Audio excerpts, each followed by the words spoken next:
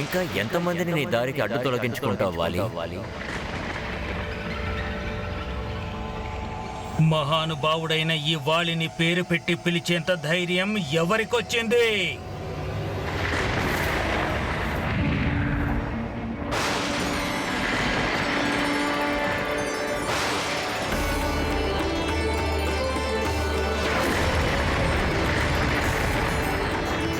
మీరిక్కడ?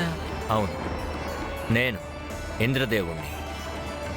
నా అంశంతో జన్మించిన కారణంగా ఒక రకంగా నేను మీ మహాబలవంతుడైన పుత్రుణ్ణి.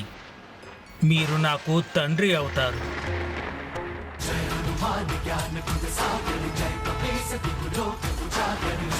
మారుతి పోటీ మీద ఉన్న ఉత్సాహంతో స్వయంగా తన తోక సహాయంతో స్నానం చేయడం ప్రారంభించాడు.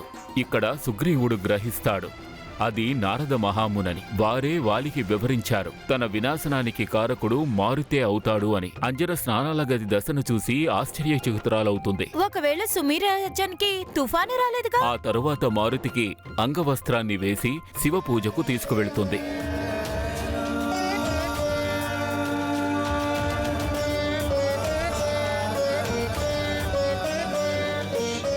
పోటీకి వెళ్లాలన్న ఉత్సాహంతో మారుతి అక్కడి నుండి పరుగులు పెడతాడు. కాని మార్గమధ్యంలో మారుతికి గుర్తుకు వస్తుంది తను పోటీకి వెళుతున్న విషయాన్ని తల్లి అంజనకు చెప్పడం మర్చిపోయినట్టు.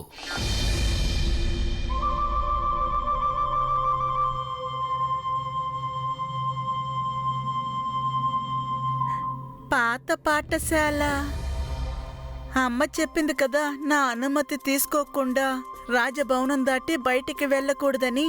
నేను వెంటనే తన దగ్గర అనుమతి తీసుకోవాలి.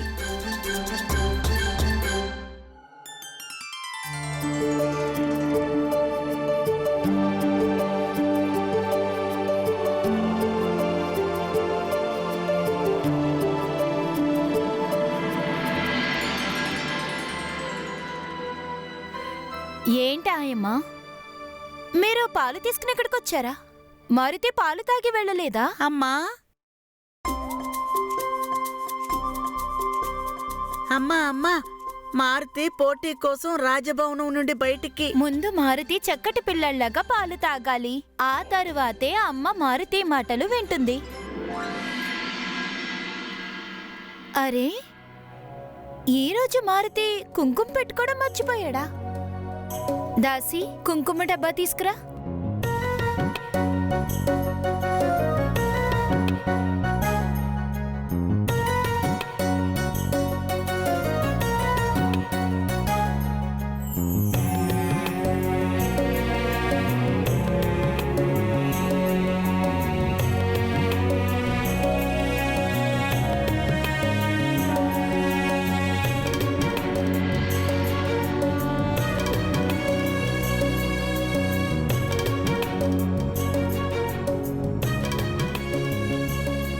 అమ్మా, తల్లి ఆజ్ఞానుసారం మారుతి పాలు తాగేశాడు. ఇప్పుడు మారుతి రాజభవనం నుండి పాత పాఠశాలకు.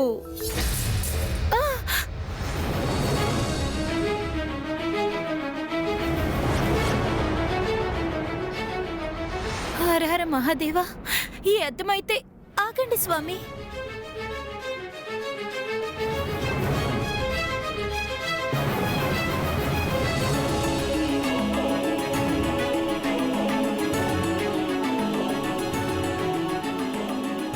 అమ్మ, మారుతికి ఆలస్యమవుతోంది. తన మిత్రులు తన కోసం ఎదురు చూస్తూ ఉంటారు. చెప్పమ్మా, మారుతి పాత పాఠశాలకి వెళ్ళాలా వద్దా? అక్కడే కదలకుండా ఉండు. నీ కాలు గాజు పెంకుల మీద పడిందంటే గాయపడే అవకాశం ఉంది. అమ్మా, అనుమతి. సరే సరే, బయటికి వెళ్ళు. అమ్మా, మారుతి వెళ్ళొచ్చు కదా? అవును, నువ్వు వెళ్ళొచ్చు కుమారా. పెంకులు తీస్తున్నాను. అమ్మా, నువ్వు చాలా మంచిదానివి.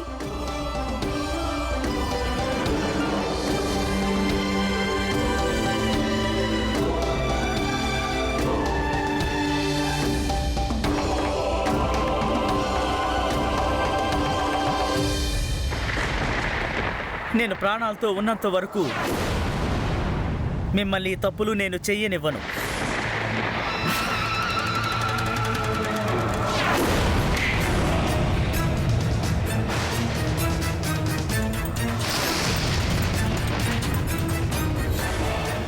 నాకు ముందే తెలుసు నువ్వు ఆ మర్కట్ కోసం నా పైన తప్పకుండా చెయ్యి ఎత్తుతావని. అయితే తీసుకో, నువ్వు నీ దుస్సాహసానికి కానుక రుచి చూడు. ఇదిగో, ఇక ఇది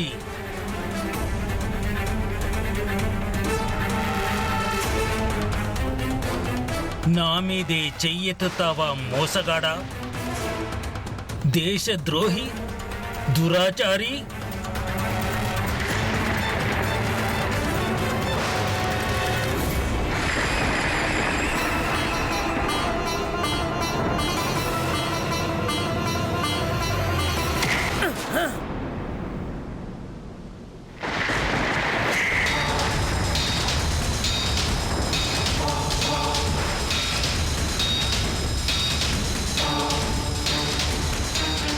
ఇవాళ మర్కట్కి బదులుగా నేను నిన్నే చంపేస్తాను. అసలు నువ్వే లేకపోతే అప్పుడు నీకు ఆ మర్కట్తో స్నేహమే ఉండదు కదా. అప్పుడు నారదుల వారి భవిష్యవాణి నిజమయ్యే అవకాశం ఉండదు.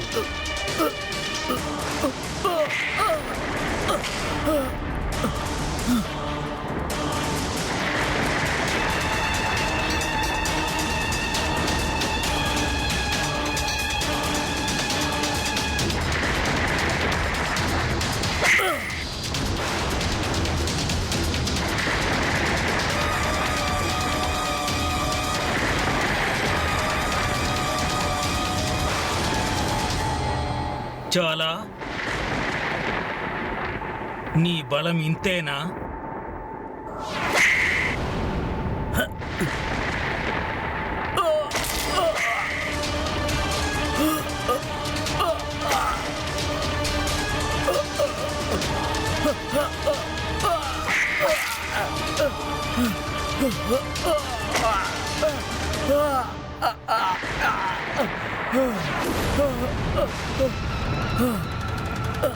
ఇప్పుడు నా చెయ్యి మాత్రమే లేచింది, కానీ ఇంతలోనే నీకు ఈ దుర్గతి పట్టింది.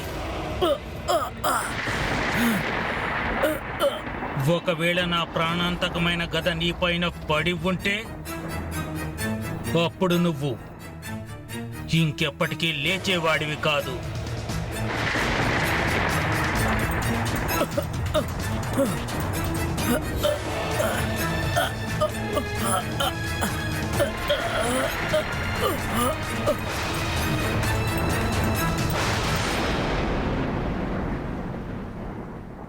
నువ్వు నన్ను ఎంత కొట్టాలనుకున్నా సరే కొట్టు అన్నయ్యా, కానీ నువ్వు నీ అంతరాత్మని చంపుకోకు.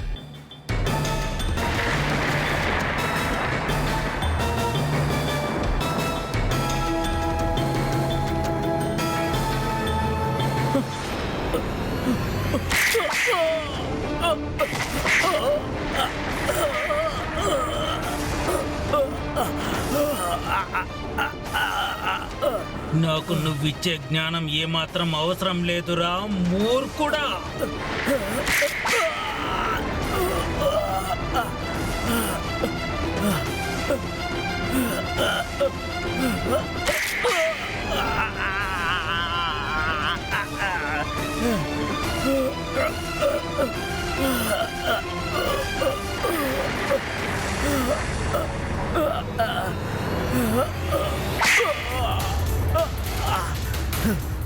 ఈరోజు నువ్వు మృత్యుని ఆహ్వానం పలికావురా మూర్ఖుడా.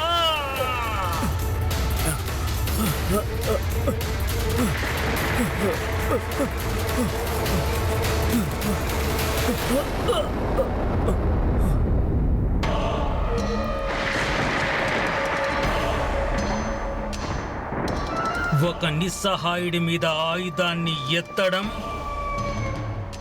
నా వంటి మహానుభావుడికి శోభనివ్వదు.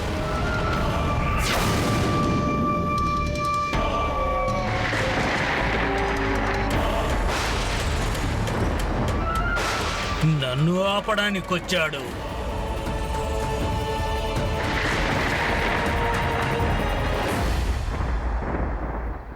నల్, మారుతి ఇంతవరకు ఎందుకు రాలేదు? నేను కూడా అదే ఆలోచిస్తున్నాను మిత్రమా.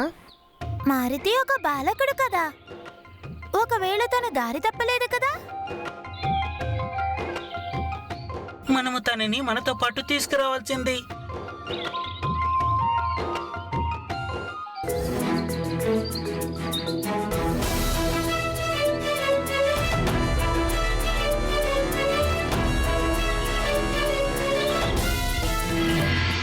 మర్కట్ మర్కట్ మర్కట్, నిన్ను రక్షించడానికి నా మార్గానికి అడ్డు వచ్చిన రాక్షసుల్ని ఈ మహాబలవంతుడు వాలి వధించాడు. వాలి వాలి వాలి ఈ మహానుభావుడి దారికి మళ్ళీ ఆటంకమా? ఇంకా ఎంతమందిని నీ దారికి అడ్డు తొలగించుకుంటావు వాలి? మహానుభావుడైన ఈ వాలిని పేరు పెట్టి పిలిచేంత ధైర్యం ఎవరికొచ్చింది?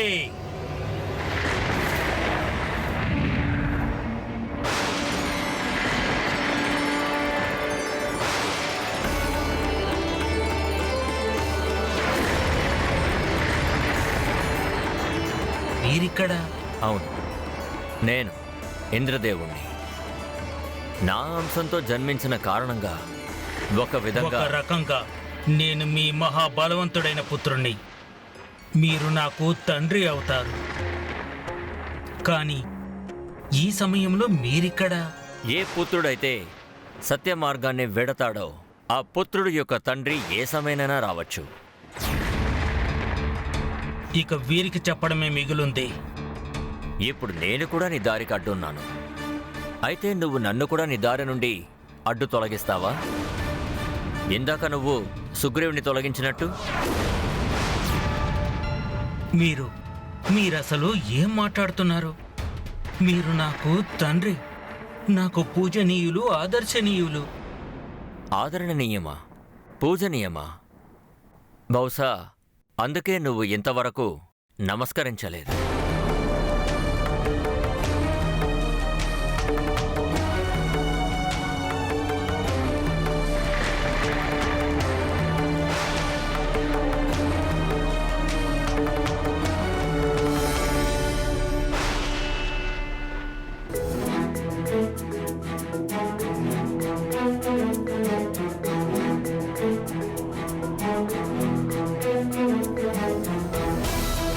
అలా చూడండి, మారుతి వచ్చేసాడు.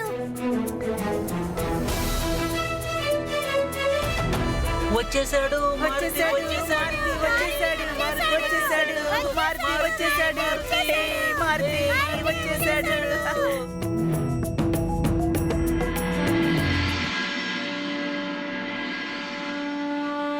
నమస్కారం అయితే నువ్వు చేసావు కుమారా.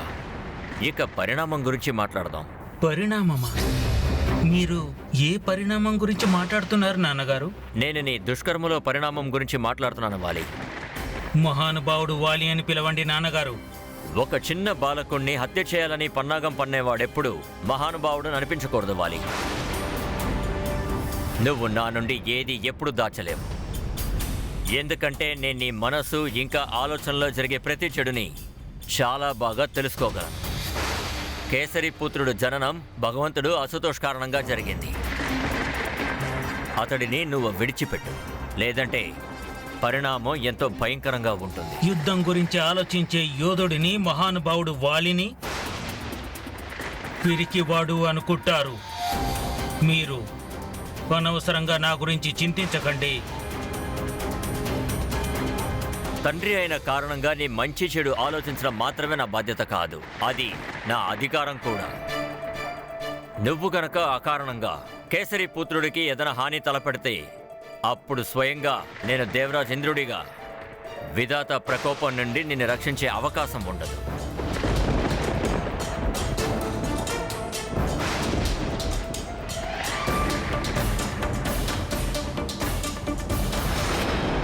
ఒకవేళ మీరు కూడా ఇక్కడికి వచ్చింది నా ఆలోచనలని బలహీనపరచడానికైతే వినండి నాన్నగారు.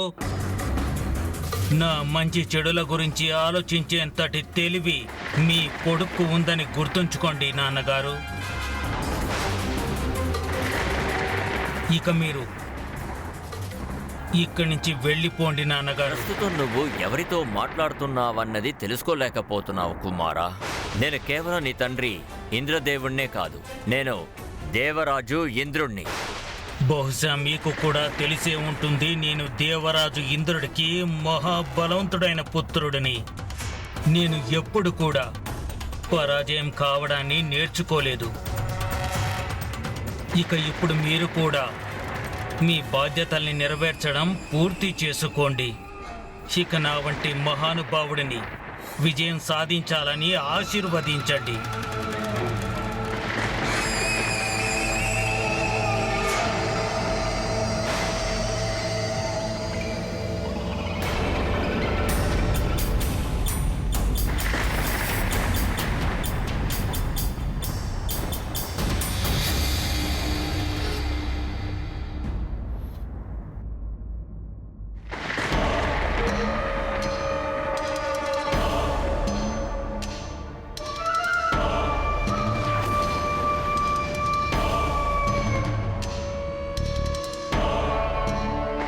అయినా మీరు నన్ను విజయం సాధించాలి అని ఆశీర్వదించకుండా మంచి పని చేశారు.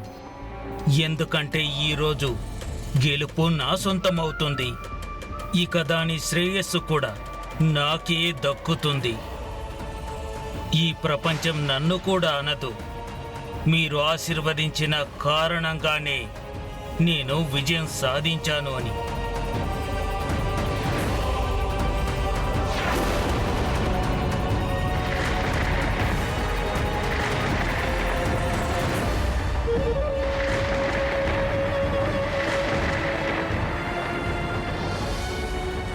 ఎవరైతే తమని తాము చెడు బుద్ధికి సమర్పించుకుంటారో వాడు నాశనం వైపుకు వెళ్లకుండా ఎవరాపగలరు?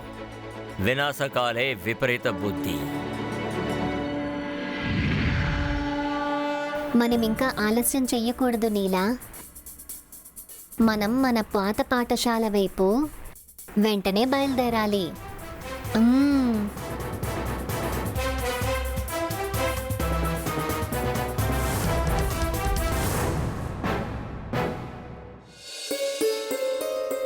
అరే, నేను మళ్ళీ మారుతికి బొట్టు పెట్టడం మర్చిపోయా.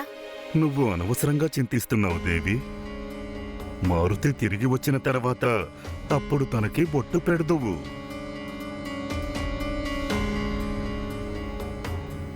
మరి దిష్టి తగలకుండా నల్ల చుక్క? మరి ఇవాళ మారుతి పోటీకి వెళ్ళటానికి ఆతృత పడ్డాడు. తను సరిగ్గా స్నానము చేయలేదు, సరిగ్గా పాలు తాగలేదు. పైగా తనకి బొట్టు పెట్టడం కూడా మర్చిపోయాను.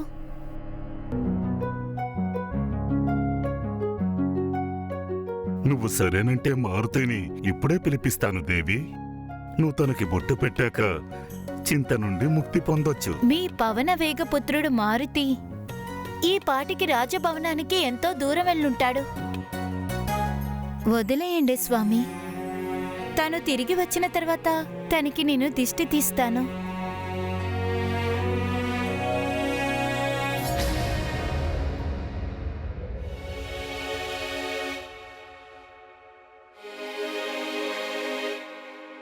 అమ్మా మారుతి వెళ్ళొచ్చు కదా.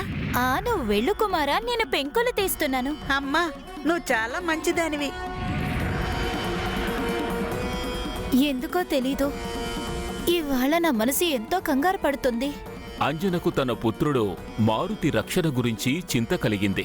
మరొకవైపు వాలి తన భవిష్యత్తు గురించి చింతిస్తున్నాడు. ఇక ఇక్కడ మాయావి దానవుడు వృక్షాసురుడు తన శత్రువైన కేసరీ నందనుని ఎలాగైనా ప్రయత్నించి తనకి ఆహారంగా మార్చుకోవాలని చూస్తున్నాడు. పాపం ఇక్కడ సుగ్రీవుడు తన సోదరుడైన వాలి గురించే చింతిస్తూ ఉన్నాడు. వాలి నిరంతరం అధర్మ మార్గం వైపే పయనిస్తున్నాడు. చింతలతో నిండిన ఆ ప్రదేశంలో కేవలం ఒక్క మారుతి హృదయం మాత్రమే ఎలాంటి చింత లేకుండా ఉంది. మారుతి యొక్క నిశ్చలమైన హృదయం ఇప్పుడు పోటీ గురించి మాత్రమే ఆలోచిస్తూ ఉంది. పోటీ కోసం ఉవ్విళ్ళూరుతోంది. ఇక జరగబోయే ఆ పోటీలో విజయం పొందాలని మారుతి తన ఉత్తమమైన ప్రదర్శనను ఇవ్వడంతో పాటు పోటీ యొక్క ఆనందాన్ని పూర్తిగా ఆస్వాదించాలని కూడా అనుకుంటున్నాడు.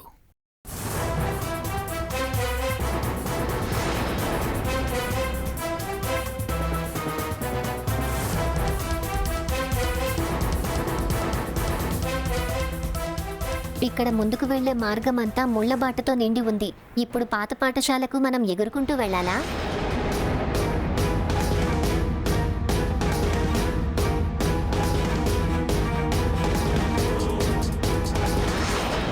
కొంత జ్ఞానం నా దగ్గర నుంచి నేర్చుకో. నీకు ఎన్నిసార్లు నచ్చ చెప్పాలి? రండి మిత్రులారా, ఇది తొలగించడానికి నాకు కాస్త సహాయం చేయండి.